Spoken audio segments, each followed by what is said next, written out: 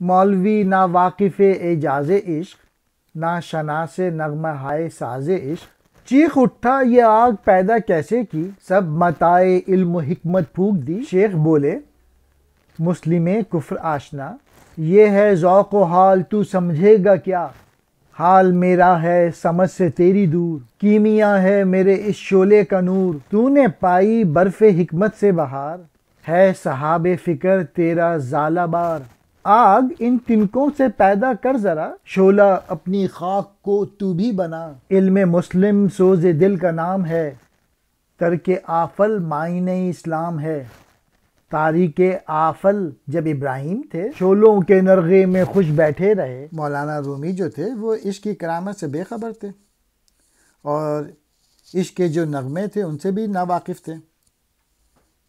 بولے تو نے یہ آگ کس طرح جلائی، تو نے حکمت و فلسفے کی کتابیں جلا ڈالی۔ شمس تبریز بولے اے بظاہر مسلم لیکن عملاً مشرک، یہ جذبہ عشق، عشق حقیقی کا جو ذوق ہے، جو وجد ہے، یعنی اس کے نتیجے میں جو کرامت ملتی ہے، تجھے اس سے کیا واسطہ۔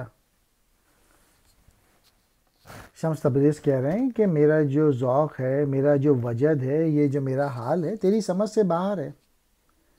ہمارا شعلہ جو ہے وہ سرخ کیمیا پارس پتھر ہے، یعنی جب وجد، حال یا عشق کا جذبہ انسان کو سونا بنا دیتا ہے، یعنی ایسا مقام پہ پہنچا دیتا ہے جسے عقل تک رسائی ممکن نہیں۔ تبریز کہہ رہے ہیں کہ تو نے جو یہ فلسفہ ہے، اس کی برف سے اپنا ساز و سامان تیار کیا ہے، تیری جو سوچ ہے اس کے بادلوں سے تو اولے برس رہے ہیں، یعنی فلسفہ جو ہے وہ سو تپش سے دور ہے۔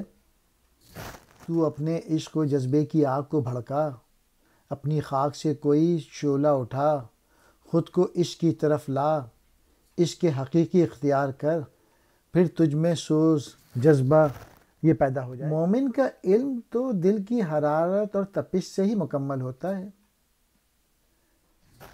اسلام کے معنی ہیں غروب ہو جانے والوں سے دور رہنا یا انہیں ترک کر دینا، یعنی اسلام میں شرک کسی صورت میں بھی پسند نہیں۔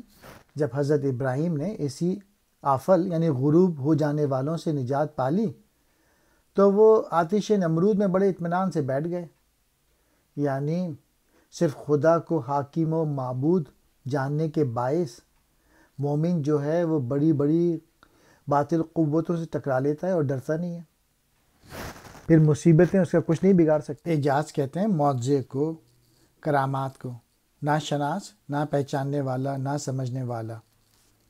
برف حکمت، حکمت کی برف مراد فلسفہ، منطق کی باتیں۔ ترک آفل، غروب ہو جانے والے کو چھوڑ دینا۔ حضرت ابراہیم نے ستارے کو دیکھ کر فرمایا کہ یہ میرا خدا ہے، پھر چاند کو، بعد میں سورج کو دیکھ کے یہ فرمایا، لیکن جب یہ غروب ہو گئے تو آپ نے فرمایا یہ ڈوبے والے میرے خدا نہیں ہو سکتے، مجھے ڈوبنے والوں سے کوئی لگاؤ نہیں۔ یہاں مراد شرک کی اسلام میں قطعی گنجائش نہیں۔ آفل چھپ جانے والا، زائل ہو جانے والا، ڈوبنے والا، غروب ہونے والا۔